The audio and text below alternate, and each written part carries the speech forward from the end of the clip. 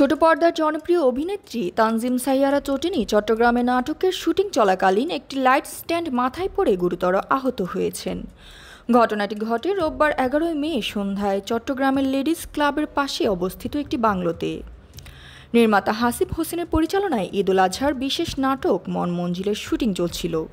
হঠাৎ সেটের একটি ভারী লাইট স্ট্যান্ড ভেঙে পড়ে টটিনীর মাথায় আঘাত করে। তাকে দ্রুত নিকটবর্তী হাসপাতালে নেওয়া হয়।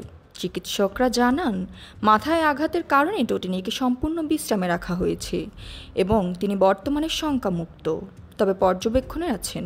হাসিব হোসেন বলেন, টটিনীর অবস্থা স্থিতিশীল, মাথার কিছু অংশ ফুলে গেছে, তবে জীবনঘাতী কোনো আঘাত নেই। নাটকটিতে টটিনীর বিপরীতে অভিনয় করেছেন তৌসিফ মাহবুব।